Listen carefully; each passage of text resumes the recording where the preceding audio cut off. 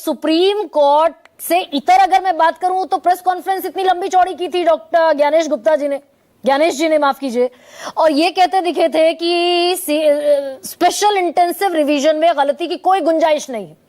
BLO घर घर गए हैं, इन्यूमरेशन फॉर्म बांटा है और वहां से कलेक्ट किए गए। तो ये 18 लाख नाम कहां से निकल आए doctor Ajay Alok?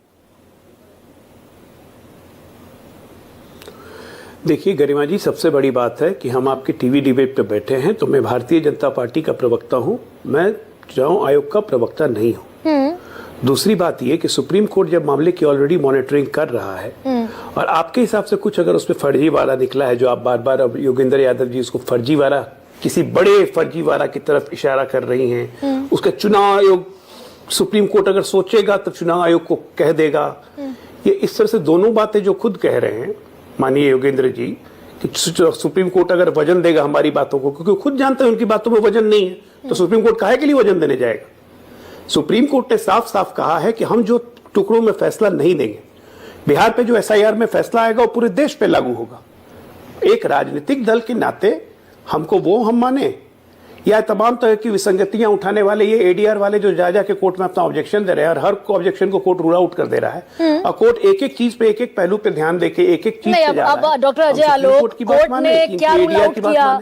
Election commission of India अड़ गया कि जो 65,64,000 नाम काटे गए, हम ना उनका एपिक नंबर देंगे, ना उनका कारण बताएंगे, ना उनका बूथ बताएंगे। सुप्रीम कोर्ट ने कहा बताना पड़ेगा, nothing doing, you have to do that. हाँ, तो फिर इलेक्शन कमीशन ने बता दिया, बात खत्म। तो ये जो 18 lakh, election commission of India ने ये भी तो कहा, sir election commission of India ने कहा, ज्ञानेश जी ने खुद कहा ना कि बीएलओ हमारे घर घर गए हैं, एक एक इन्यूमरेशन फॉर्म सबको दिया गया है, वहां से कलेक्ट किया गया है, मैन्युअली कलेक्ट किया गया। तो ये 18 लाख लोग निकल कहां से आए फिर, अगर सब कुछ इतना बढ़िया चकाचक था? भाई सब कुछ बढ़िया चकाचक नहीं था, 18 लाख लोग निकल गए, तो इसका जवाब चुनाव आयोग न देगा कोर्ट में? हाँ, कि अजय आलोक देंगे इसका जवाब? मतलब डॉक्टर अजय के लिए, देश की सबसे बड़ी पार्टी के लिए सवाल नहीं है, आयोग को ही देना है ना कि फॉर्म 6 के तहत आवेदन कर रहे हैं लोग, 100 साल के लोग, गरिमा जी 120 साल के लोग आवेदन कर रहे हैं फॉर्म 6 के तहत। ले जा रही है पहली बात गरिमा जी, इस डिबेट में राजनीतिक प्रवक्ताओं को तो होना नहीं चाहिए था। आप बुलाती 4 वकीलों को बुलाती, 4 वकील अपना डिबेट करते हैं कि चुनाव आयोग क्या करेगा, सुप्रीम कोर्ट क्या करेगा। ये मेरा लुकआउट, मेरा विषय ही नहीं भाई, चुनाव आयोग की पैरवी करते हुए बीजेपी के नेता कहते हैं ना, तय बात मानिए, सुप्रीम कोर्ट ने कहा आधार को, किरण रिजिजू ने, बीजेपी के नेता किरण रिजिजू सुप्रीम कोर्ट ने कहा अराजकता फैला रहा है। एक मिनट सुनिए ना गरिमा जी, एक मिनट सुनिए।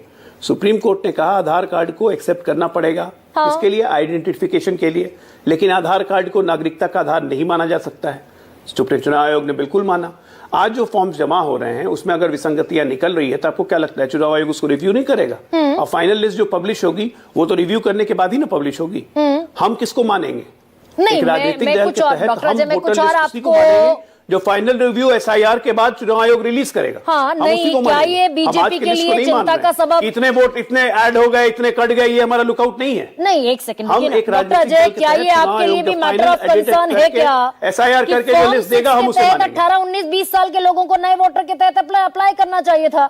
यह 100 साल के लोग 1895 में पैदा हुए लोग अप्लाई कर रहे हैं फॉर्म 6 के लिए। ये चुनाव आयोग का डेटा है।